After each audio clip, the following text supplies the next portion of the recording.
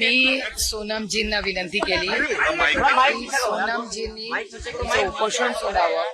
फार जास्त दिवस झाले आणि सोनमजींचा हा लढा हा इथून पुढे आम्ही सगळे लढू. उपोषण सोडावं अशी विनम्र विनंती करायला आम्ही सगळे आलो. विनती करणे आहे सोनमजी उनके लिए जो लड़ना है वो हम सब संसद में भी लड़ेंगे.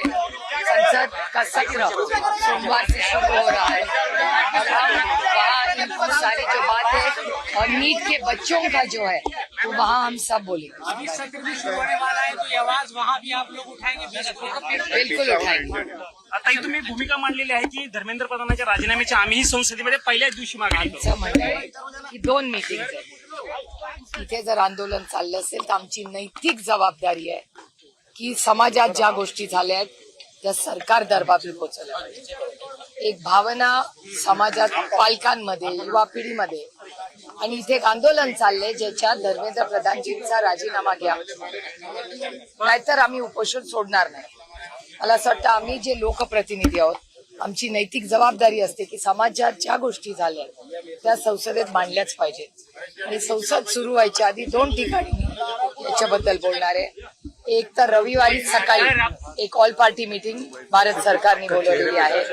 त्या भारत सरकारच्या मीटिंग मध्येही शेतकऱ्यांच्या आत्महत्याचा विषय, भारतात कमी झालेला पाऊस तो एक अतिशय महत्वाचा विषय, त्याचबरोबर शिक्षणाच्या या परीक्षांमध्ये झालेला सावळा गोंधळ आणि राम मंदिरच्या ज्या काही व्हिडिओज येत आहेत असे अनेक गंभीर विषय आज देशाच्या समोर आहेत. आणि त्यामुळे त्या दिवशी जी ऑल पार्टी मीटिंग किरण रिजिजूंनी आणि सरकारने बोलवली त्याच्यात हे सगळे विषय राष्ट्रवादी काँग्रेस पक्ष, आम्ही महाविकास आघाडी आणि इंडिया अलायन्सची बोलून मांडणार आहोत. त्याचबरोबर सोमवारी सकाळी 10 वाजता माननीय खडगेजींनी एक इंडिया अलायन्सची मीटिंग बोलवली. त्याच्यातही इथल्या भावना आणि इथली अस्वस्थता, पालकांमधली अस्वस्थता ह्याच्याबद्दल तिथे सविस्तर तिथेही बोलणार.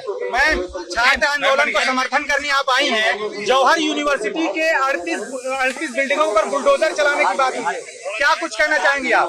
इसके बारे में हम जब सत्र शुरू होगा तब इस बारे में हम पार्लियामेंट में बोलेंगे. आपको लगता है कि सरकार झुकेगी? एक खबर ये आ रही है मैम, वक्त ही बताएं. मैम एक खबर ये आ रही है कि आप लोग एनडीए के संपर्क में हैं, कुछ नेता आप लोगों के मिले, इसमें क्या सच्चाई है? क्या आप लोग एनडीए के साथ जाने वाले हैं? इसके बारे में मुझे तो कुछ नहीं. ना एनडीए ने मुझे फोन किया है ना मैंने एनडीए को फोन किया है. काल जयंत पाटलांनी उपमुख्यमंत्री एकनाथ शिंदेची भेट घेतली, त्याआधी मुख्यमंत्र्यांची घेतली होती.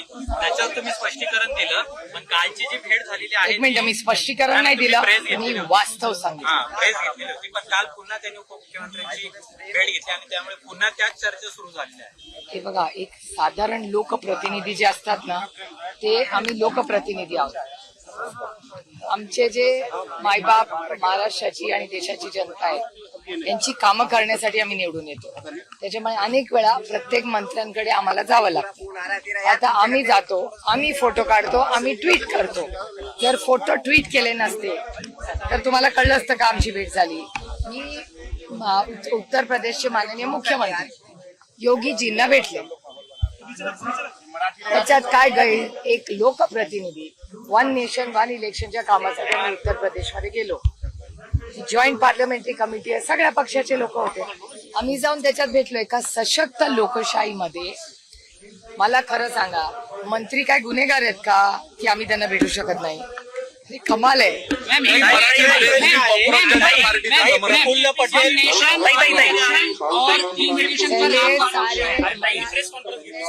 मराठी में होगा उसके बाद.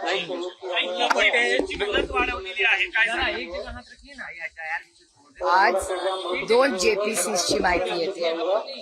130th अमेंडमेंट जे आहे ज्याच्यामध्ये प्रधानमंत्री, मुख्यमंत्री किंवा कुठल्याही मंत्र्याला जर जेलमध्ये 30 दिवस राहिला तर त्याला पदावरनं काढायचा अधिकार त्या प्रधानमंत्र्याला, मुख्यमंत्र्याला आहे. ते जे बिल आहे त्याच्यावर आणखीन चर्चेची गरज आहे असं आमची मागणी होती. आणि त्या मागणीला आमचा तर पूर्णपणे त्या बिलला विरोध आहे. त्याच्यामुळे त्या बिलला आमचा विरोध आहे आणि त्या जेपीसीला दिवस वाढवून द्यायचा निर्णय हा सरकारने घेतलेला आहे. त्याचं मी मनापासून स्वागत करते. आमचं इच्छा आहे त्या बिलची अंमलबजावणी होऊच नये. आम्ही त्या बिलच्या पूर्ण विरोधात आहोत. ताई, विलिनीकरणाच्या अनुषंगाने सुनील तटकरे पहिल्या दिवशी सांगत होते की अशा कुठल्याच पद्धतीच्या चर्चा दादांकडनं तुमच्यासोबत आपल्या पक्षासोबत सुरू नव्हत्या. आज सुनील तटकरेंनी सांगितलेलं आहे की चर्चा सुरू होत्या, दादा असताना बरंच काही बोलणं झालं होतं. सुनील तटकरेंचा हा मोठा युटर्न आहे. माझा भाऊ आज राहिला नाही, त्याच्यामुळे माझ्या भावाबद्दल किंवा त्याच्याबद्दल झालेल्या चर्चेबद्दल त्याला आता पूर्ण विराम झालेला आहे. माझा भाऊ जाऊन 5 महिने झालेत. कुठे आता आम्ही एक कुटुंब म्हणून सावरतोय. त्याच्यामुळे वारंवार त्या जुन्या गोष्टी काढून माझ्या भावाची जी शेवटची इच्छा होती की हे दोन्ही पक्ष एकत्र येऊन गुण्यागोविंदाने सगळ्यांनी राज्याची आणि देशाची सेवा करावी, ही माझ्या भावाची शेवटची इच्छा होती. पण अर्थातच त्या राष्ट्रवादी म्हणजे माझ्या भावाची इच्छा पूर्ण करायची तयारी माझी दादा असतानाही होती आणि दादा गेल्यावरही होती. पण आता तशी काय भावना त्या बाजूनी येत नाहीये. त्याच्यामुळे माझ्या मनात आणि आमच्या संघटनेत त्या विषयाला आम्ही पूर्ण विराम दिला. ज्या दिवशी दादा गेला त्या दिवशी त्या विषयाला जेव्हा कोणी आमच्यातले काही माननीय नेते बोलले आणि समोरच्यांनी सांगितलं की अशी घटना झालीच नाही, आम्हाला प्रचंड दुःख झालं आणि वेदना झाला. एक तर माझा भाऊ गेला होता आणि माझ्या भावाची शेवटची इच्छा पूर्ण करण्यासाठी आमचे सगळे प्रयत्न होते, कारण का तो प्रस्ताव माझ्या भावाचा होता. त्याच्यामुळे पूर्ण ऐकून तर घ्या. त्याच्यामुळे आमच्याकडून तो विषय आम्ही त्या दिवशी संपवला. आम्ही स्वाभिमानी लोक आहोत. त्याच्यामुळे आम्ही आमचा स्वाभिमान आणि आमचा भाऊ आज राहिला नाही, त्याच्यामुळे ठीक आहे. त्याच्यामुळे या विषयावर राष्ट्रवादी काँग्रेस पक्ष शरदचंद्र पवार ज्या दिवशी माझा भाऊ गेला आणि माझ्या लक्षात आलं त्यांच्या स्टेटमेंट्सवरून समोरच्यांच्या की त्यांना हे करण्यात दादाची इच्छा पूर्ण करण्यात रास्त नाही, मी पूर्ण विराम लावला आणि त्यानंतर आम्ही राज्याच्या आणि देशाच्या सेवेसाठी लागलेला आहे. डिलिमिटेशन वरती असा शक्यता वर्तवली जाते की तुमचा पक्ष समर्थन करेल इंडिया. बिल आले. मी परवाच्या दिवशी जर तुम्ही माझी प्रेस कॉन्फरन्स पाहिली असेल, ऐकली असेल, तर मी परवाही तेच बोललेले. बिलच आलेलं नाही, त्याच्यामुळे चर्चा कशी करणार. कॉक्रोच जनता पार्टीला समर्थन द्यायला इंडिया आघाडीतून उशीर झाला अशी टीका काही लोकांकडून केली जाते. ठीक आहे, ही लोकशाही आहे, प्रत्येकाला टीका करायचा अधिकार आहे. मैम, हिंदी में थोड़ा सा एक जवाब दीजिए. वन नेशन वन इलेक्शन और डिलिमिटेशन का अगर बिल सरकार लाती है तो आप इसका समर्थन करेंगे? एक तो डिलिमिटेशन का बिल आया ही नहीं है, तो मैं जो बिल देखा ही नहीं उस पर कैसे बोल सकूं. और वन नेशन वन इलेक्शन का जेपीसी चल रही है, उसका भी बिल फाइनल नहीं है. तो जो चीज फाइनल ही नहीं उस पर मैं कैसे टिप्पणी कर सकती हूँ.